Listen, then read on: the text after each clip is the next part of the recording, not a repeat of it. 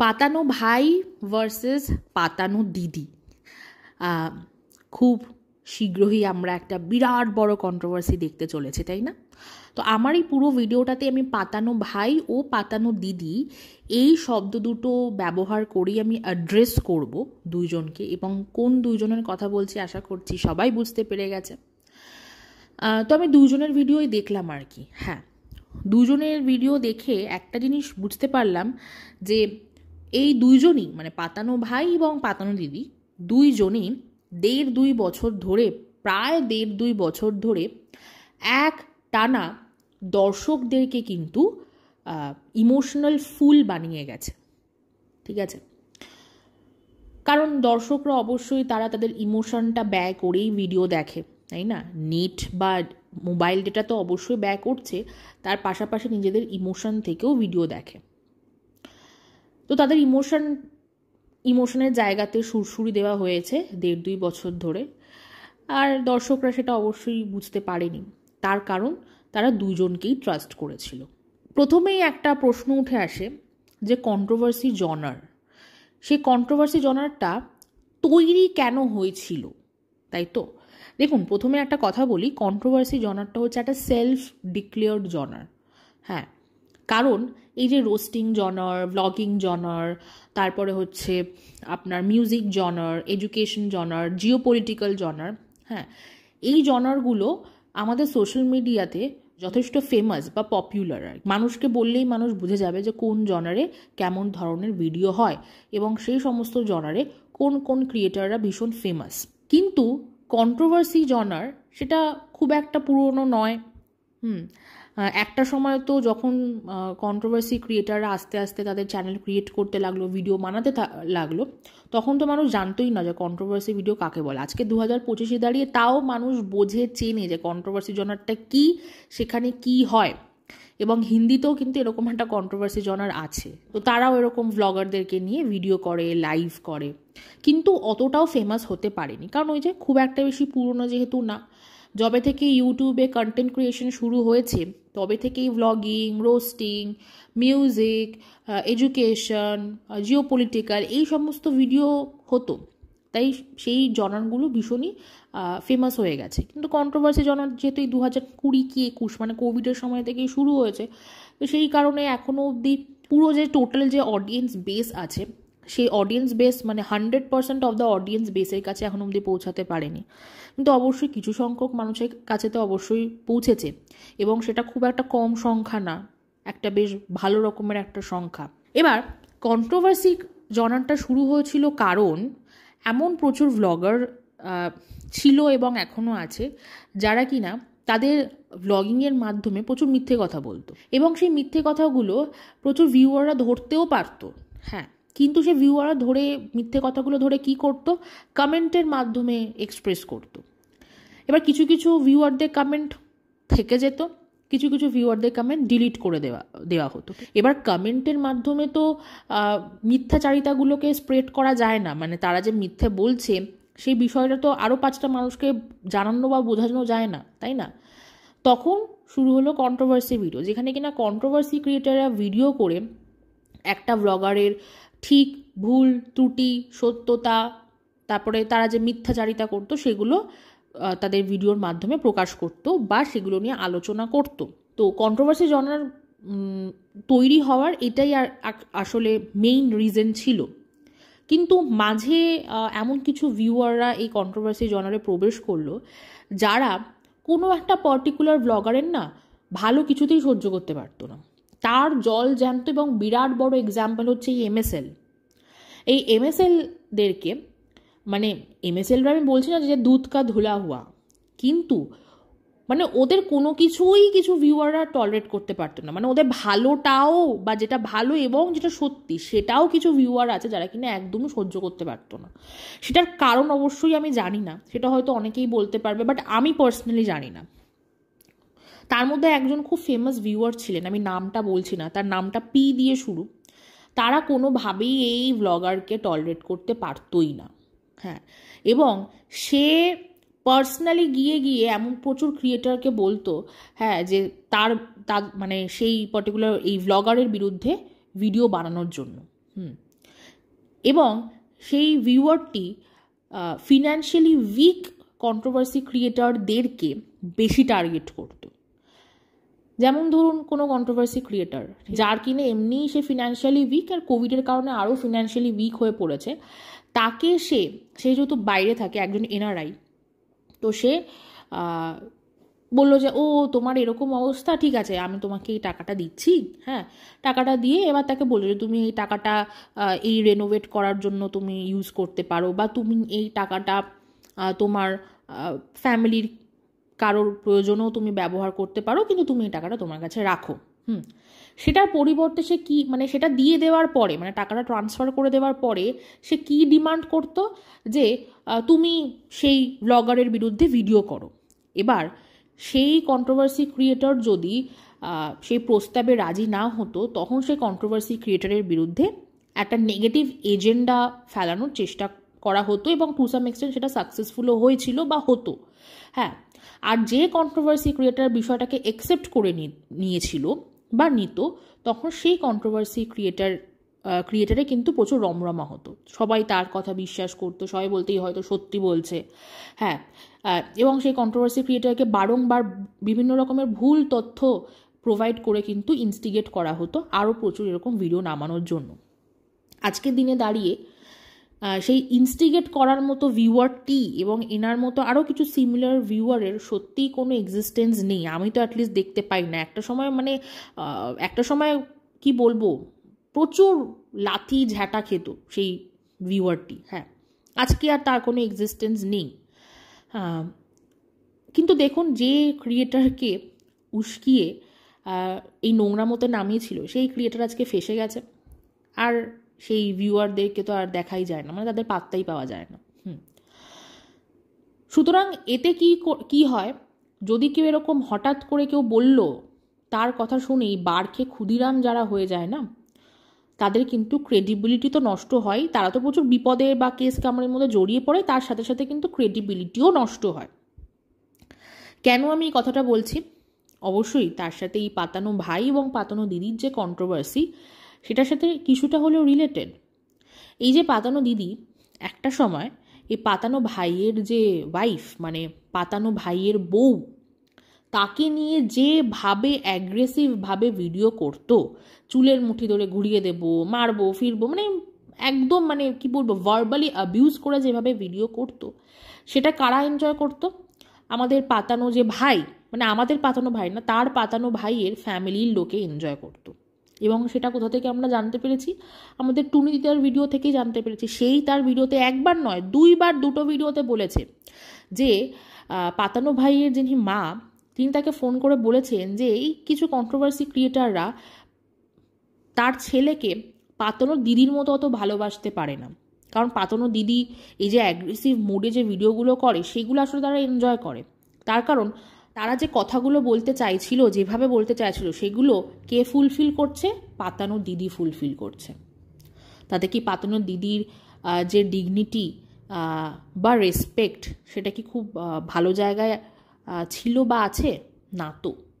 এমন না যে পাতানো দিদি সে অতীতে কাউকেই কোনোদিনই ওভাবে বলেনি, হ্যাঁ বলেছে, কিন্তু এক্ষেত্রে সে আরও এক কাঠি ওপরে গিয়ে লাইটা কেন পেয়েছিল? কারণ তাকে বাড়ির মেয়ে বলা হয়েছিল, মানে প্রিটেন্ড করা হয়েছিল যে বাড়ির মেয়ে, তাই তো। ভাইফোঁটা থেকে শুরু করে কত কী না হয়েছে, তাই না? একসাথে ঠাকুর দেখতে যাওয়া, অনেক কিছু হয়েছে, ঘুরতে যাওয়া। কিন্তু আজকের দিনে দাঁড়িয়ে যে কন্ট্রোভার্সিটা শুরু হবে করছে, এতে বোঝা যাচ্ছে যে পাতানো ভাই এবং পাতানো দিদি দুজনের কাছেই একে অপরের প্রচুর সিক্রেট জমা আছে।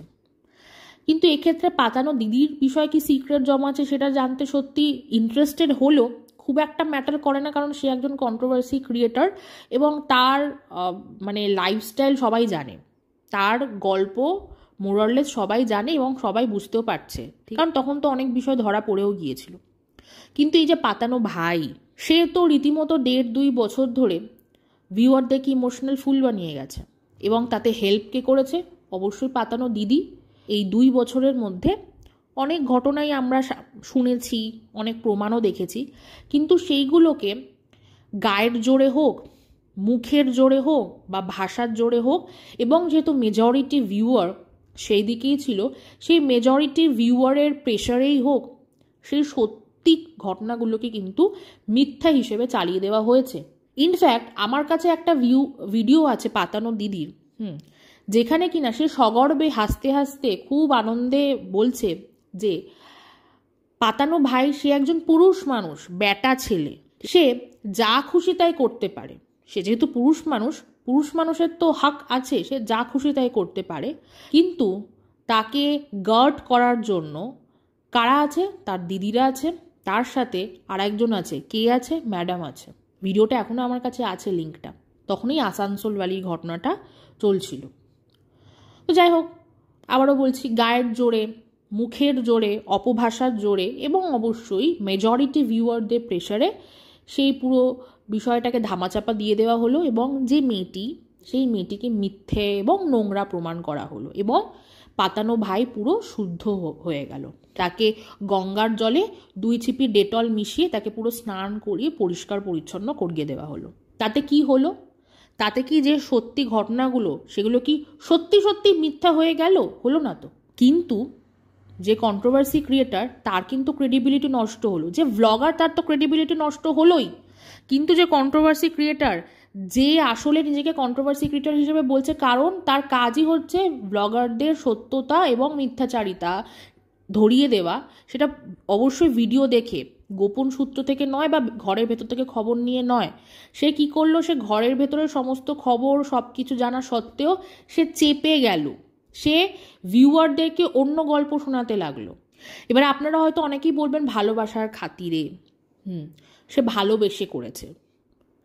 সত্যি মনে হয় ভালোবাসা মানে এই পাতানো সম্পর্কগুলোতে এত গভীর ভালোবাসা হয়? দেখুন, হ্যাঁ, একটা মায়া জন্মায় যে আমি তার বাড়িতে গেছি, সে আমার বাড়িতে এসেছে, এত বছর বা এতগুলো মাস ধরে এত ওঠা বসা, এত মেলামেশা, এত কথাবার্তা, সেখানে একটা মায়া অবশ্যই জন্মায়।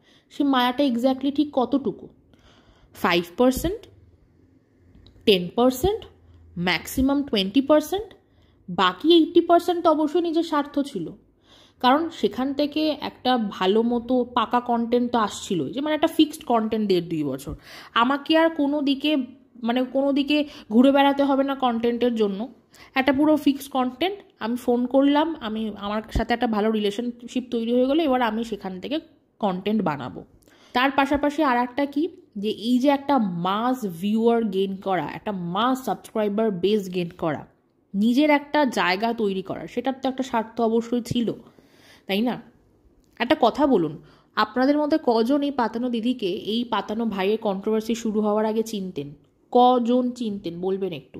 কারণ মাঝখানে যখন MSLকে নিয়ে কন্ট্রোভার্সি শুরু হয়েছিল এবং সে যখন সেই টপিকে ভিডিও করছিল, ম্যাক্সিমাম ভিউয়ার তার কমেন্ট বক্সে এসে বলতো যে কাকে নিয়ে ভিডিও করছো, চিনি না তাকে, এরা কারা, না এদেরকে নিয়ে ভিডিও শুনতে চাই না বা দেখতে চাই না, তুমি টেপিকে নিয়ে ভিডিও করো, হ্যাঁ টেপিকে নিয়ে ভিডিও করো। তো ম্যাক্সিমাম ভিউয়াররাই কিন্তু এসেছিল এই পাতানো ভাই এবং পাতানো ভাইয়ের বউয়ের কন্ট্রোভার্সি থেকে। চ্যানেলের মেজরিটি পোর্শনটাই গ্রো করেছিল এই পাতানো ভাইয়ের কন্ট্রোভার্সি থেকে। এবং তার পরিচিতিটা হয়েছিল, মানে আজকে তার যে পরিচিতি সেটা এতটা বেশি এস্টাবলিশড হয়েছে কারণ সে পাতানো দিদি হয়েছিল, তার বাড়িতে গিয়েছিল, তাকে ভাইফোঁটা দিয়েছিল, সেই কারণে। তো দেখুন, প্রশ্ন অবশ্যই অনেক উঠবে, প্রচুর প্রশ্ন উঠবে, ক্রেডিবিলিটি নিয়ে প্রশ্ন উঠবে, ডিগনিটি নিয়ে প্রশ্ন উঠবে। তারা এই দুইজনই, পাতানো ভাই এবং দিদি, এই দুই ভাই বোন মিলেই যে ভিউয়ারদেরকে ইমোশনালি ফুল বানিয়েছিল, তাদেরকে বুদ্ধু বানিয়েছিল বা উল্লু বানিয়েছিল, সেগুলো নিয়ে অবশ্যই প্রশ্ন উঠবে। যে আজকের দিনে দাঁড়িয়ে কেন এই কথাগুলো বলা হচ্ছে, সেই দিন কেন যে সত্যি ঘটনাগুলো সেগুলোকে সামনে আনা হয়নি, প্রশ্ন উঠবে। এই প্রশ্ন ইন অ্যাডভান্স ক্ষমা চেয়েও আটকানো যাবে না। কিন্তু তাই বলে আমি কাউকেই ডিসকারেজ করব না কাদা ছোড়াছুড়ি থেকে।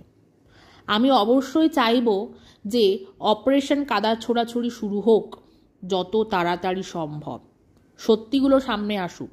হ্যাঁ, ভ্লগারের সত্যি শোনার জন্য তো সবাই অধীর আগ্রহে ওয়েট করছে, কারণ একজন কন্ট্রোভার্সি ক্রিয়েটার, তার ম্যাক্সিমাম স্টোরি মোরলেস সবাই জানে। এবার অপারেশন কাদা ছোড়াছুড়ি নামে দিয়েছি আমি, কারণ অপারেশন সিন্দুরের সাথে সে তুলনা করেছে, কিন্তু অপারেশন সিন্দুরের মতো একটা পবিত্র টার্মিনোলজিকে তো আমি অপমান করতে পারি না, তাই আমি অপারেশন কাদা ছোড়াছুড়ি নাম দিলাম। তো অবশ্যই চাই যে দুই ভাই বোন এক হাতে এক বালতি জল নিয়ে আর এক হাতে সাবান তেল নিয়ে নেমে পড়ুক কাদা ছোড়াছুড়িতে। আমাদের মতো কিছু কন্ট্রোভার্সি ক্রিয়েটার এবং কিছু ভিউয়ার আমরা একটু এন্টারটেনড হই, আমরা একঘেয়ে কন্ট্রোভার্সি দেখে দেখে বোর হয়ে যাচ্ছি, এবার নতুনত্ব কিছু চাই। অনেক মাস ধরেই তো শুনছি যে মুখ খুলবে মুখ খুলবে মুখ খুলবে, কেউ চুপ থাকবে না কেউ চুপ থাকবে না, ঠিক আছে, এবার সেটার বাস্তবায়ন হোক। তার পাশাপাশি আমি পাতানো দিদির ভিডিও দেখলাম, সে চোখ মারা নিয়ে একটা কথা বলেছে, এবং সত্যি আমি কালকে রুনান্টির ভিডিওতেও একটা কমেন্ট করেছি যে পড়াশোনা না জেনে, হ্যাঁ পড়াশোনা হয়তো জানে, নিজের নামটা সই করতে অবশ্যই পারে, কিন্তু খুব একটা দূর তো পড়াশোনা করেনি, তাই না? তো পড়াশোনা না জেনে, বহির্বিশ্বের বিষয় না জেনে, কারণ সে বরাবরই হাউসওয়াইফ ছিল। দেখুন, পড়াশোনা না জানা মানুষ যে কিছুই জানে না বিশ্বের ব্যাপারে তা কিন্তু নয়, এমন প্রচুর মানুষ আছে যারা পড়াশোনা জানে না কিন্তু তারা কিন্তু ফিনান্সিয়ালি যথেষ্ট এস্টাবলিশড এবং তারা বাইরের জগতের বিষয়ে অনেক কিছু জানে, কারণ তারা বাইরের মানুষদের সাথে ওঠা বসা করেছেন অবশ্যই রোজগার করার ক্ষেত্রে বা নিজের পেট চালানোর ক্ষেত্রে। কিন্তু এই ক্ষেত্রে তো আর এই মানুষটিকে আর বাড়ির বাইরে বেরোতে হয়নি তার পেট চালানোর জন্য, তার হাজব্যান্ড করেছে। তো এমন একটি মানুষ যে কিনা পড়াশোনা বেশি দূর করেনি, হ্যাঁ খুব অল্প বয়সে বিয়ে হয়ে গেছে এবং যার বাইরের জগৎ সম্বন্ধে কোনো আইডিয়াই নেই, যে কারণে তার প্রচুর কথাবার্তার জন্য তার ছেলেমেয়েকেও প্রচুর কথা শুনতে হয়, সেই মানুষটির মধ্যে যে এই যে একটা রাজনৈতিক মানসিকতা, যে রাজনৈতিক মানসিকতা ধারণ করে সে এতগুলো ভিউয়ারদেরকে নিজের হাতের মুঠোয় রেখেছে, তাই না? তাদেরকে এই যে তারা যে আজকে তাকে এত ভালোবাসে, মোটমাট ভিউয়ারদেরকে নিজের পলিটিক্যাল মাইন্ডসেটের দ্বারা ইমোশনাল ফুল বানিয়ে রেখেছে, এই কাজটা করা কিন্তু চারটিখানি কথা নয়। কারণ এই যে সবাই একটা কথা বলছে না, যে হাজব্যান্ড কিনা তার ওয়াইফের ওপর এত অত্যাচার করেছে, এবং দেখুন অত্যাচার করেছে এই কথাটি কিন্তু কোনোটাই এমন না যে তার সাথে কেউ ফোন আলাপ করেছে সেখান থেকে এসেছে। এনার পুরনো ভিডিও দেখলে, মানে সীমা আন্টির পুরনো ভিডিও দেখলে কিন্তু যে কেউ বলে দিতে পারবে, কারণ সীমা আন্টি কিন্তু মানে পার্ট 1 পার্ট 2 করে তার জীবনের বিভিন্ন গল্প বা তার জীবনের বিভিন্ন ঘটনা নিয়ে কিন্তু এরকম ভিডিও করেছিল।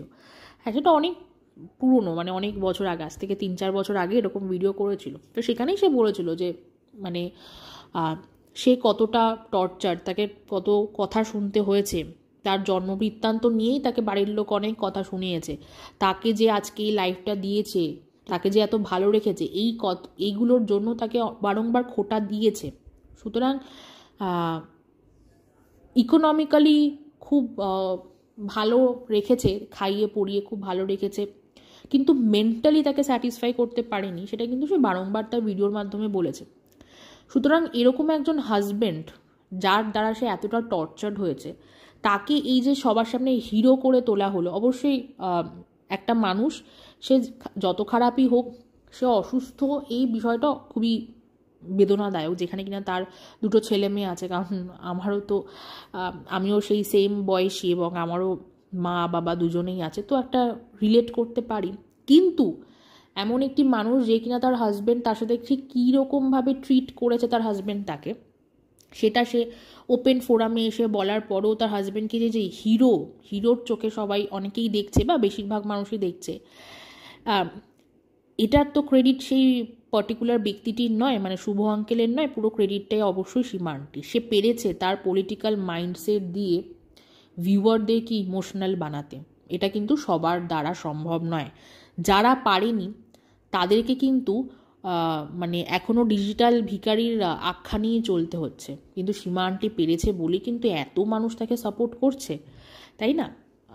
যাই হোক, তো কালকে দেখলাম চোখ মারার বিষয়টা নিয়ে বলল, হ্যাঁ আর বেশ একটা মজা করেই বললো যে চোখটা মাঝে মাঝে চোখ মারা হয়ে যায়, কারণ আগের পরশু দিনের মোস্ট প্রবাবলি কি তার আগের দিনের লাইভে 29 মিনিট 50 সেকেন্ডে সে বান্ধবীর কাছে 4,000 টাকা চেয়ে যে চোখটা মেরেছে, সেটা আমরা অনেকেই দেখেছি।